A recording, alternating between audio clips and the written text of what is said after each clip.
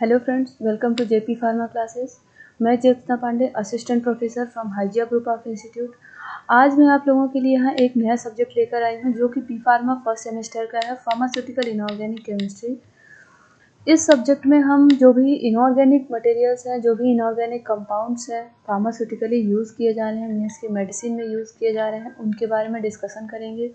तो ये जो हम लेक्चर ले रहे हैं, इस लेक्चर में हम सिर्फ क्या कहते हैं, यहाँ पे इस सब्जेक्ट में पढ़ने वाले जितने भी हमारे टॉपिक हैं बस उनके बारे में हम डिस्कशन करेंगे। मीन्स यहाँ पे हमारा सिलेबस डिस्कशन करेंगे। तो देखते हैं, जो आज हमारी फर्स्ट यूनिट जो हमको पढ़नी है, उस फर्स्ट यूनिट में ये है कि पहला पॉइंट है हमारा इम्प्योरिटीज़ इन फार्मास्यूटिकल सब्सटेंसेस।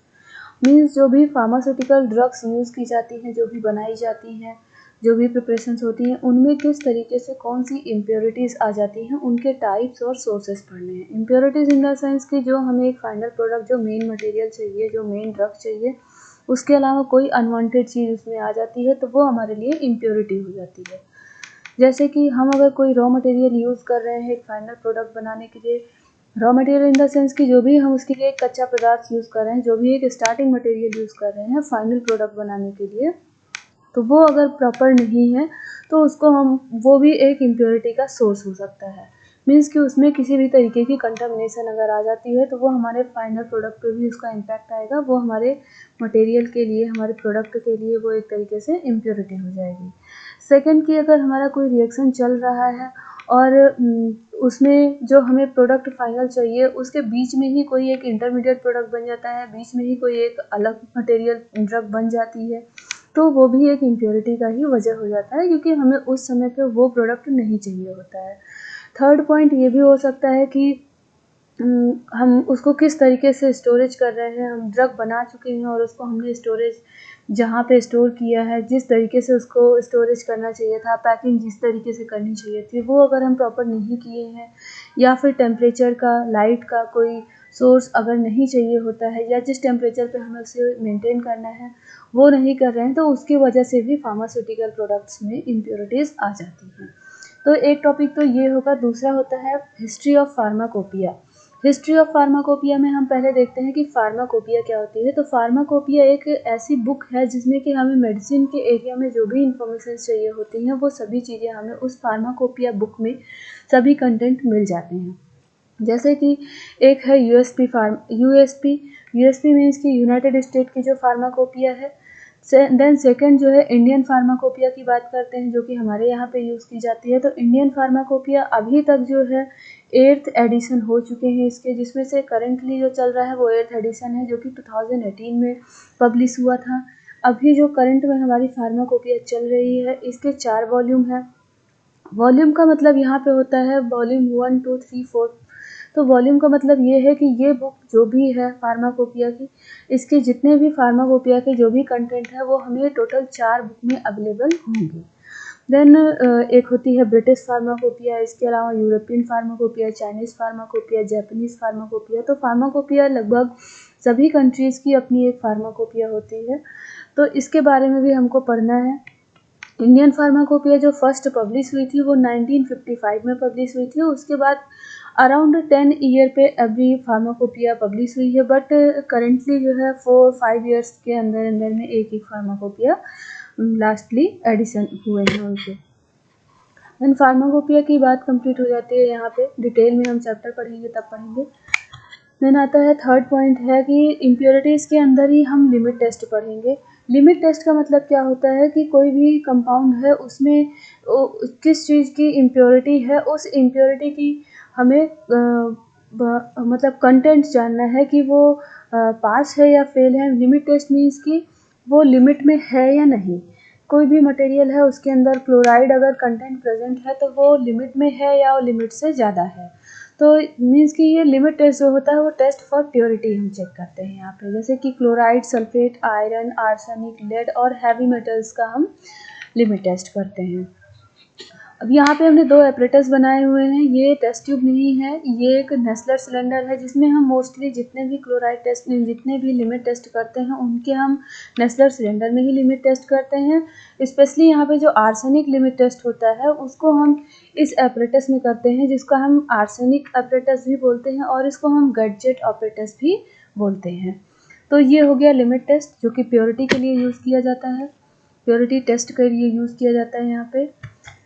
आ गया यूनिट सेकंड। यूनिट सेकंड में हम acid, base, buffers, isotonic solution, ये सारी चीज़ें यहाँ पे हम पढ़ते हैं। बाकी डिटेल हम यूनिट जब कवर करेंगे तब बताएंगे। देन इसी यूनिट में हम मेजर, एक्स्ट्रा और इंट्रासेलुलर इलेक्ट्रोलाइट्स जो होते हैं उसके बारे में स्टडी करेंगे। देन यूनिट सेकंड में ही हम डेंटल प्रोडक्ट्स की स्टडी करेंगे। डेंटल प्रोडक्ट्स में क्या होता है कि जो भी हमारे डेंटल प्रोडक्ट, टीथ से रिलेटेड जो भी प्रोडक्ट यूज़ किए जाते हैं उनको हम डेंटल प्रोडक्ट्स कहते हैं। इसमें हम जैसे कि डेंटिफ्रिक्सेस क्या होते हैं, उसके बाद role of fluoride in treatment of dental caries, then desensitising agents use पढ़ेंगे। इनमें कुछ एग्जांपल्स हैं कि calcium carbonate, sodium fluoride, zinc, eugenol, cement, ये सारे प्रोडक्ट्स हम इस सब्जेक्ट के अंदर में, इस टॉपिक के अंदर हम कवर करेंगे। इन थर्ड यूनिट आ जाती है हमारी gastro intestinal agents. Gastro intestinal agents क्या होते हैं? जो भी जीआईटी से रिलेटेड, जो भी गैस्ट्रो इंटेस्टाइनल हमारे जीआईटी में, स्टमक में जो भी ड्रग्स काम करती हैं, वर्क करती हैं, उनको हम यहाँ पे स्टडी करेंगे। तो यहाँ पे जीआईटी में जो है सबसे पहला टॉपिक है एसिडिफायर्स। एसिडिफायर्स इन द सेंस कि जो एसिड लेवल जिनको कम हो जाता है, डाइजेशन प्रॉपर नहीं हो पा रहा है, HCl का सिक्रेशन कम हो गया है, तो उसको बढ़ाने के लिए, उसको इंक्रीज करने के लिए जो भी ड्रग्स यूज़ की जाती हैं उनको हम एसिडिफायर्स बोलते हैं। एसिडिफायर्स मीन्स कि एसिड में फायर मीन्स कि वो, अगर इस तरीके से समझें तो एसिड को बढ़ाने वाली जो भी ड्रग्स होंगी वो हमारी एसिडिफायर्स होंगी। सपोज जैसे कि हम डाइल्यूट HCl यूज़ कर सकते हैं इसके लिए। देन दूसरा है हमको एंटासिड्स पढ़ने हैं। एंटासिड्स क्या होते हैं? एंटासिड्स इन द सेंस हम कॉमन सेंस एक लगा सकते हैं कि एसिड के अगेंस्ट या एसिड के एंटी वर्क करने वाला। मीन्स कि एसिड का सिक्रेशन किसी को ज़्यादा हो रहा है, हाइपर एसिडिटी हो रही है, तो उस केस में हम उसको एंटासिड की ड्रग्स देते हैं। जैसे कि क्या कहते हैं, एंटासिड में आ जाएगा हमारा सोडियम बाइकार्बोनेट का यूज़ करेंगे, जो कि क्या कहते हैं HCl के सिक्रेशन को न्यूट्रलाइज करेगा जाकर के स्टमक में। थर्ड ड्रग जो होती है, हम थर्ड जो कैटेगरी हम पढ़ते हैं वो कैथार्टिक्स होता है। कैथार्टिक्स क्या होते हैं? जो कि क्या कहते हैं, एक तरीके से लैक्सेटिव और स्टूल सॉफ्टनर के लिए यूज़ किए जाते हैं, तो हम कैथार्टिक्स ड्रग्स पढ़ेंगे। उसके बाद में फोर्थ कैटेगरी आ जाती है हमारी एंटी माइक्रोबियल्स। तो एंटी माइक्रोबियल्स जो होती हैं, जो भी माइक्रो ऑर्गेनिजम्स हैं उनको किल करने के लिए, उनकी ग्रोथ को रिड्यूस करने के लिए या रोकने के लिए जो भी ड्रग्स यूज़ की जाती हैं उनको एंटी माइक्रोबियल्स ड्रग कहते हैं। जैसे कि जर्मिसाइड्स हो गए, बैक्टीरियोस्टैटिक्स हो गए, और इसके अलावा डिसइंफेक्टेंट ड्रग्स हो गई, तो इनको हम एंटी माइक्रोबियल कैटेगरी के अंदर हम कवर करते हैं। सब एग्जांपल है उसके लिए, बोरिक एसिड होता है और जो है हाइड्रोजन पेरोक्साइड यूज़ करते हैं। तो ये सारी चीज़ें हमारी आ जाती हैं एंटी माइक्रोबियल ड्रग के अंदर में। तो ये थर्ड यूनिट का टॉपिक हो गया। इसके बाद में हम कुछ मिसलेनियस कंपाउंड पढ़ेंगे। मिसलेनियस कंपाउंड में एक अलग अलग कैटेगरी के कुछ ड्रग्स हैं। फॉर एग्जांपल जैसे कि हम एक्सपेक्टोरेंट्स यूज़ करेंगे। एक्सपेक्टोरेंट किसके लिए यूज़ किया जाता है? किसी को अगर खांसी आ रही है तो उस केस में, कफ है, कफ की प्रॉब्लम हो रही है, जिनको म्यूकस सिक्रेशन हो रहा है, स्पुटम आ रहा है, उस केस में हम यहाँ पे एक्सपेक्टोरेंट देंगे, जैसे कि पोटेशियम आयोडाइड, अमोनियम क्लोराइड। तो एक्सपेक्टोरेंट ड्रग पढ़ते हैं। Then emetics. एमेटिक्स मीन्स कि जो वॉमिटिंग कॉज करवाती हैं। मीन्स कि किसी ने अगर पॉइजन ले लिया है या किसी वजह से उनको फूड पॉइजनिंग हो गई है, जहाँ पे जिस केस में हमको ट्रीटमेंट में वॉमिटिंग की ज़रूरत है, वॉमिट करवाना है, उस केस में हम एमेटिक्स ड्रग लेते हैं। तो एमेटिक्स वहाँ पे पढ़ेंगे। एमेटिक्स के कुछ एग्जांपल जैसे कि कॉपर सल्फेट और सोडियम पोटेशियम टार्ट्रेट हमको अपने सिलेबस में स्टडी करना है। देन नेक्स्ट है हिमेटेनिक्स। ऐसे कंपाउंड जो कि क्या कहते हैं, हिम कंटेंट को हमारे बढ़ाते हैं, ब्लड लेवल को, हमारे ब्लड में जो भी आरबीसीज हैं, आरबीसी के अमाउंट को जो बढ़ाएंगे उनको हम हिमेटेनिक्स बोलते हैं। तो ऐसे कंपाउंड पढ़ने हैं हमको जो कि आयरन को बढ़ाएंगे, जैसे कि फेरस सल्फेट, फेरस ग्लूकोनेट, इन सबको हम हिमेटेनिक्स के अंदर कवर करेंगे। देन पॉइजन एंड एंटीडोट पढ़ना है। यहाँ पे पॉइजन क्या होता है, देन एंटीडोट क्या होता है। एंटीडोट होते हैं जो पॉइजन होता है उसके अगेंस्ट जो वर्क करते हैं, मीन्स कि पॉइजन के ट्रीटमेंट के लिए जो भी ड्रग्स यूज़ करते हैं उनको हम एंटीडोट पढ़ते हैं। इसके अंदर भी हम एमेटिक्स को कवर कर सकते हैं। देन नेक्स्ट है एस्ट्रिंजेंट। एस्ट्रिंजेंट फॉर एग्जांपल हम एकदम सिंपल सा देखते हैं, पोटास एलम, जिसको हम फिटकरी बोलते हैं, तो ब्लड क्लॉटिंग के लिए यूज़ किया जाता है। इसके अलावा स्किन को सॉफ्ट करने के लिए या सूदिंग प्रोवाइड करने के लिए भी हम यूज़ करते हैं। तो एस्ट्रिंजेंट इतने टॉपिक हम मिसलेनियस कंपाउंड में पढ़ेंगे। देन नेक्स्ट और लास्ट टॉपिक जो है हमारा ये रेडियो फार्मास्यूटिकल्स हैं। रेडियो फार्मास्यूटिकल्स के अंदर हम क्या रेडियो एक्टिव मटेरियल्स जो हैं, जैसे कि फॉर एग्जांपल यूरेनियम हो गया, ट्राइटियम सबसे स्मॉलेस्ट जो रेडियो एक्टिव एलिमेंट है, इनके बारे में हम यहाँ पे स्टडी करेंगे कि रेडियो एक्टिविटी क्या होती है, उसके मेजरमेंट कौन कौन से पैरामीटर्स हैं।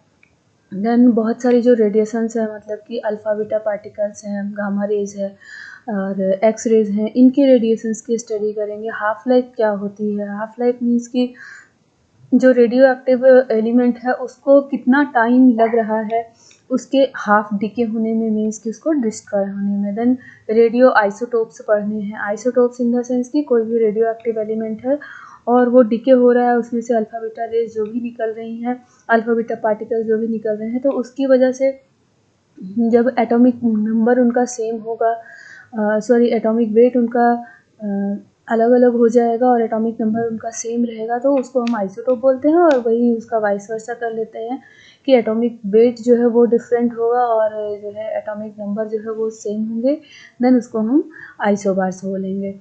तो ये भी हमें पढ़ना है। साथ में हमको रेडियो एक्टिव सब्सटेंसेस का यूज़ क्या करना है, यूज़ क्या है फार्मास्यूटिकल में, यूज़ क्या है। हमें पता है रेडियो एक्टिव फार्मास्यूटिकल जो भी होते हैं वो कैंसर थेरेपी में या जो भी कीमोथेरेपीज की जाती हैं उनमें हम यूज़ करते हैं। रेडियो एक्टिविटी क्या होती है कि कोई भी एक अनस्टेबल एलिमेंट है, फॉर एग्जांपल यूरेनियम है, क्योंकि उसमें नंबर ऑफ इलेक्ट्रॉन्स जो हैं वो ज़्यादा होते हैं, वो एक अनस्टेबल कंडीशन में होता है, तो अपने आप को स्टेबल करने के लिए वो क्या करता है, अल्फ़ा बीटा पार्टिकल्स और गामा रेज को भी प्रोड्यूस करता है।